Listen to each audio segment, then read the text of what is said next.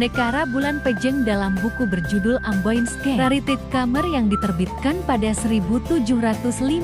Rumphius mengatakan bahwa penduduk setempat menganggap Nekara Bulan Pejeng sebagai roda bulan yang jatuh ke bumi. Bulan Pejeng adalah nama julukan untuk menyebut sebuah nekara perunggu dari zaman prasejarah, yaitu dari masa perundagian yang berkembang kira-kira 2000 tahun yang silam, atau kira-kira sekitar awal Tarik Masehi. Warisan budaya ini adalah salah satu media pemujaan yang sakral. Sampai sekarang masih tersimpan dengan baik di Pura Penataran Sasih di Desa Pejeng, Gianyar, yang terletak hampir di pusat desa, yaitu di tepi jalan raya Tampak Siring Kintamani, sehingga tidak ada suatu kesulitan untuk mengunjungi pura ini. Diduga, Pura Penataran Sasih merupakan tempat pemujaan pada zaman logam atau masa perundagian. Sejarah Nekara Bulan Pejeng menurut sebuah cerita rakyat yang sangat populer di kalangan masyarakat luas diceritakan bahwa bulan Pejeng ini adalah bulan yang dahulu kala jatuh dari langit di desa Pejeng, membuat desa ini menjadi terang benderang siang dan malam, sehingga para pencuri tidak mungkin dapat melakukan aksinya. Oleh karena itu, maka bulan ini dikencinginya, sehingga tidak lagi bersinar sampai sekarang. Adapun nama Pura Penataran Sasih ini, yang berarti pura tempat bulan-bulan Sasih, barangkali berkaitan erat sekali dengan cerita bulan yang dahulu kala telah jatuh dari langit.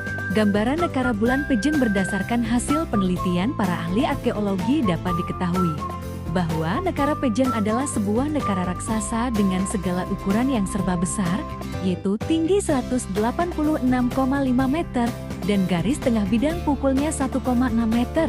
Di kalangan para ahli arkeologi, nekara ini disebut juga sebagai nekara dengan kepala, karena mempunyai 4 pasang hiasan kepala atau kedok muka dengan mata bulat melotot, hidung berbentuk kerucut memanjang, dan telinganya panjang memakai anting-anting dari mata uang.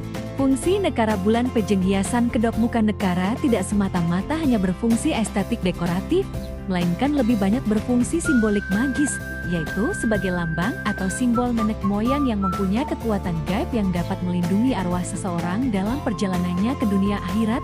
Di samping itu, dipercaya juga dapat memberikan perlindungan dan kesejahteraan kepada kaum kerabat atau masyarakat yang masih hidup. Fungsi nekara Pejeng kerap berubah seiring perkembangan waktu, diantaranya sebagai media pemujaan yang sakral, media pemanggil hujan, sebagai alat pembayaran, dan sebagai mas kawin.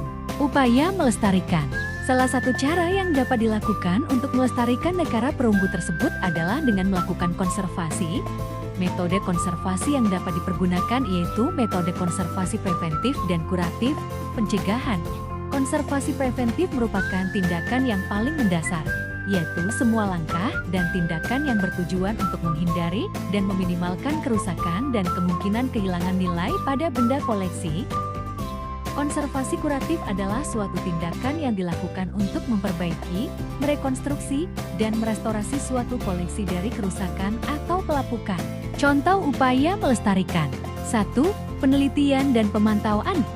Melakukan penelitian dan pemantauan secara terus-menerus untuk memahami kondisi nekara Pejeng saat ini dan potensi ancaman yang mungkin dihadapinya di masa depan. 2. Pendidikan dan kesadaran. Membangun program pendidikan dan kampanye kesadaran untuk mengajarkan masyarakat tentang pentingnya melestarikan nekara Pejeng sebagai bagian dari warisan budaya. 3. Konservasi fisik. Melakukan upaya konservasi fisik seperti perbaikan struktur, perlindungan dari kerusakan lingkungan, dan pemeliharaan bahan-bahan yang digunakan dalam pembuatan nekara Pejeng. 4. Pemulihan budaya tradisional. Menggali dan mempraktikkan kembali budaya tradisional terkait dengan pembuatan dan penggunaan nekara Pejeng agar dapat dilestarikan dalam jangka panjang.